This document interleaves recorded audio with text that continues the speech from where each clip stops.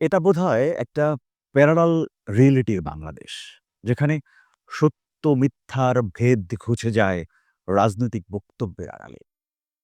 আমাদের সামনে অনেক প্রমাণ থাকার পরেও কিন্তু জলজলে বাস্তবতাকে কিভাবে অস্বীকার করেছে আওয়ামী লীগ, সেটা সবারই মনে থাকার কথা। সবাই নিশ্চয়ই ভেবেছিলেন সেই দিনগুলো ফেলে এসেছি।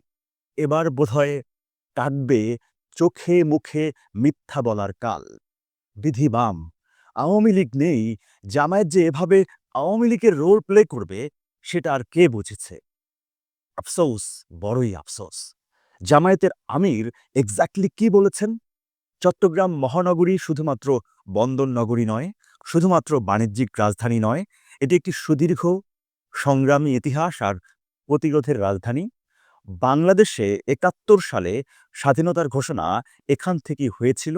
আপনাদেরই এক গর্বিত সন্তান সবার আগে চিৎকার দিয়ে বলেছিলেন, "উই রিভল্ট।"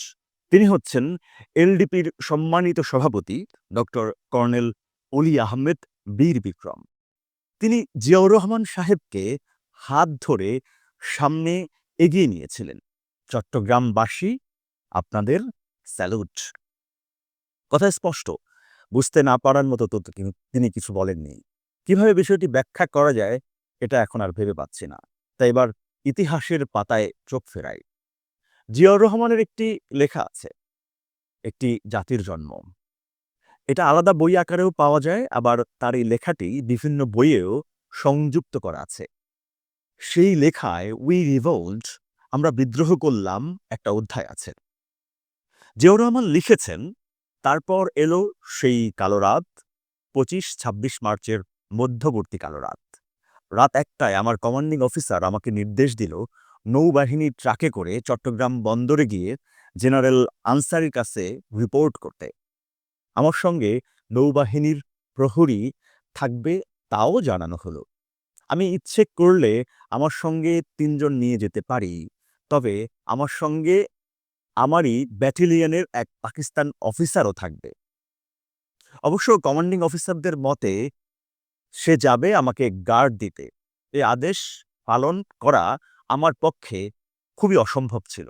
আমি বন্দরে যাচ্ছি কিনা তা দেখার জন্য একজন ছিল। আর বন্দরে সর্বরীর মতো প্রতীক্ষায় ছিল জেনারেল আনসারি, হয়তোবা আমাকে চিরদিনের মতো স্বাগত জানাতে। আমরা বন্দরের পথে বের হলাম। আগ্রাবাদ আমাদের থামতে হলো। পথে ছিল ব্যারিগেড।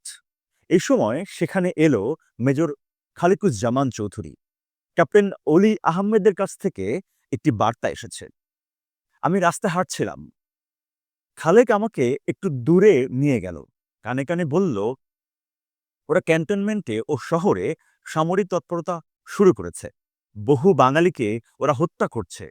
এটা ছিল একটা সিদ্ধান্ত গ্রহণের চূড়ান্ত সময়। কয়েক সেকেন্ডের মধ্যেই আমি বললাম, উই রিভোল্ট, আমরা বিদ্রোহ করলাম। তুমি ১৬ শহর বাজারে যাও, পাকিস্তানি অফিসারদের গ্রেপ্তার করো, অলি আহমেদকে বলো ব্যাটালিয়ন তৈরি রাখতে। আমি আসছি। একেবারে স্পষ্ট, আর কিছু জানার থাকার কথা নয়। এই হলো উই রিভোল্টের ইতিহাস। জামায়াতের আমিরের এমন বক্তব্য খুব একটা অনাকাঙ্ক্ষিত নয় কিন্তু। ইতিহাসকে বিকৃত না করলে তাদের রাজনৈতিক পাটাতন কই আর থাকে।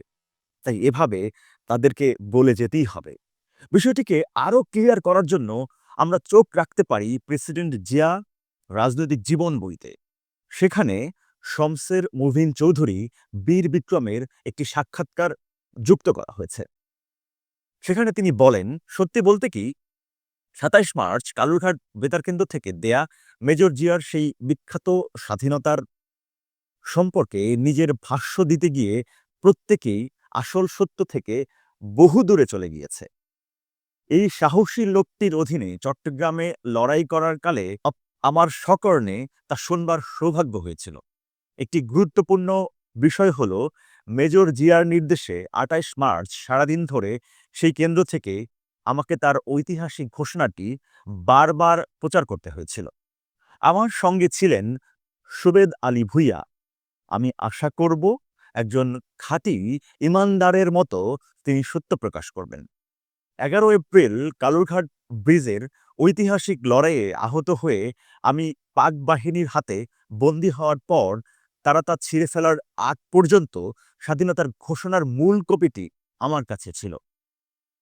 আওয়ামী লীগ নেতা হান্নানের সুনির্দিষ্ট অনুরোধে মেজর জিয়া তার ৩০ মার্চে দেয়া দ্বিতীয় ভাষণে শেখ মুজিবের নাম অন্তর্ভুক্ত করতে অনুরোধ করেন।